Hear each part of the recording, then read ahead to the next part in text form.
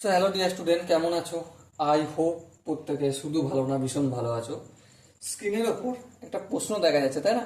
So প্রশ্নটা কি বলেছে দেখো। প্রশ্নটা বলেছে যে দুটি স্তম্ভ পরস্পর 150 মিটার ব্যবধানে একটি রাস্তার উপরে অবস্থিত। সাপোজ এখানে একটা স্তম্ভ আর এখানে একটা স্তম্ভ। এই দুটো স্তম্ভের ডিস্টেন্স কতটা? 150 মিটার। এটা আমরা বুঝতে পারলাম প্রথম লাইনটা পড়ে। ওকে, একটির উচ্চতা অপরটির 3 গুণ। সাপোজ মনে করো এখান থেকে এখান পর্যন্ত যদি একটা হয়, এর উচ্চতা যদি এক্স হয়, তাহলে এই এখান পর্যন্ত সাপোজ আমি 3x ধরলাম। বেশ, ঠিক আছে। এদের পাদদেশদ্বয় সংযোজক রেখার উপর একটি বিন্দু পি। সাপোজ কোনো একটা জায়গায় যে পাদদেশকে সংযোজক করছে এই যে রেখাটা না, 150 মিটার, এই রেখাটার কোনো একটা বিন্দু হচ্ছে পি। সাপোজ আমি এখানটাই ধরছি পি, ঠিক আছে। পি থেকে বড় ও ছোট স্তম্ভের শীর্ষ বিন্দুটির উন্নতি কোণ। বড়টার উন্নতি কোণ হচ্ছে 60 ডিগ্রি, মানে এই এখানটা হচ্ছে আমার এই যে উন্নতি কোণ তৈরি করলে এটা হচ্ছে 60 ডিগ্রি। আর ছোটটার ক্ষেত্রে, ঠিক আছে, এই বিন্দুটার নাম বলে দিয়েছে পি বিন্দু। আর ছোটটার ক্ষেত্রে এই যে কোণটা তৈরি করেছে এটা হচ্ছে কত? 45 ডিগ্রি। ওকে, তাহলে বড় স্তম্ভটির উচ্চতা কত সেটা আমাকে এখন বলতে হবে। চলো অঙ্কটা কিভাবে করব দেখো। দেখো অঙ্কটা করার আগে কয়েকটা জিনিস আমি ডিসকাস করে নিই। এখানটায় যে পি বিন্দু বলেছে, এই বিন্দু থেকে এখানে ডিস্টেন্স আমরা জানি না? জানি না। আবার এই পি বিন্দু থেকে এখান পর্যন্ত এই ডিস্টেন্সটা জানি, সেটাও জানি না। কিন্তু ছোট স্তম্ভটা আমি নাম দিচ্ছি এ বি, এখানটা তো নাম পি দিয়েই দিয়েছে, এখানটা সি, আর এখানটা ডি নাম দিলাম। তাহলে বের করতে গেলে আমাকে একটা কাজ করতে হবে। কি কাজ করতে হবে? এখানটায় যে এ বি আর পি, ত্রিভুজ এ বি পি, মানে এ বি পি, এই ত্রিভুজটার ভূমি আর লম্ব। লম্ব মানে কি? এই যে কোনটার সাপেক্ষে কথা বলছি তার অপোজিট যে বাহুটা সেটা লম্ব।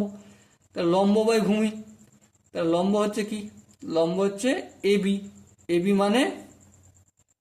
মানে কি? এক্স। আর ভূমি বলতে বিপি, এই বিপি লিখলাম। লম্ব বাই ভূমি কি হয় বলো বলো? লম্ব বাই ভূমি, লম্ব ভূমি ট্যান থিটা, তাই তো নাকি? লম্ব ভূমি টেনে ধর, তাহলে ট্যান 45 ডিগ্রি। তাহলে এক্স ইকুয়াল টু কি পেলাম? ট্যান 45 ডিগ্রি ভ্যালু কত? এক্স, এই সরি 1। 1-এর সঙ্গে বিপি গুণ করলে বিপি পেয়ে গেল।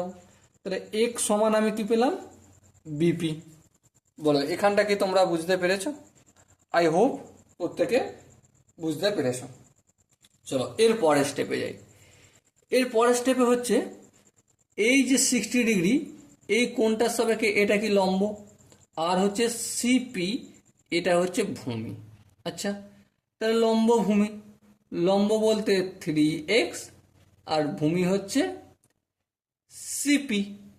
লম্ব বাই ভূমি কি হবে? ট্যান 60 ডিগ্রি, এই ট্যান 60 ডিগ্রি লিখলাম। ওকে, তাহলে 3x ইকুয়াল টু ট্যান 60 ডিগ্রির ভ্যালু কত? ট্যান 60 ডিগ্রির ভ্যালু হচ্ছে √3। হ্যাঁ, ঠিক আছে লিখলাম। আর এখানে ইন্টু সিপি, ভাগ আছে এদিকে আসলে ইন্টু হয়ে যাবে। ওকে লিখলাম সিপি। এই √3টা যদি আমি এদিকে নিয়ে আসি তাহলে কি হবে? এটা এই তিনটাকে আমি √3 ইন্টু √3 লিখব ইন্টু এক্স। আর এই √3টা এদিকে আসলে কি হয়ে যাবে? ভাগ হয়ে যাবে, ইকুয়াল টু সিপি হলো। হ্যাঁ ঠিক, এই √3 কাটা গেল, তাহলে √3 into x equal to CP. বেশ, তাহলে আলটিমেট তো আমাকে এক্স এর ভ্যালু জানতে হবে, এই এক্স। হ্যাঁ, তাহলেই তো আমি বড়টার দৈর্ঘ্যটা জেনে যাব, বড় স্তম্ভটা। কিন্তু এখানে একটা জিনিস জেনেছি আমরা, এই যে পুরোটা বিসি এর ডিস্টেন্সটা কতটা? 100। হ্যাঁ, তাহলে ওটাই লিখবো, বিসি সমান 150 মিটার। আবার দেখো বিসি মানে বিপি প্লাস সিপি, তাই তো নাকি? তাহলে বিপি মান কত? এক্স, এই এক্স লিখলাম, প্লাস সিপির মান কত, √3 x লিখলাম, ইকুয়াল টু 150।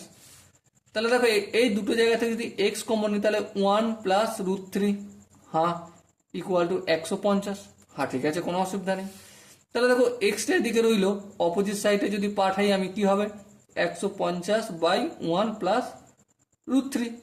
সো এবারে নিচের 1/√3টাকে যদি হটানোর চেষ্টা করি, তার জন্য আমাকে কি করতে হবে, অবভিয়াসলি, আচ্ছা এটাকে আমি একটা কাজ করছি, √3 - 1 করছি, ঠিক আছে, এটাকে আগে ধরছি, এটা পিছিয়ে ধরছি, কোনো অসুবিধা নেই, √3 - 1।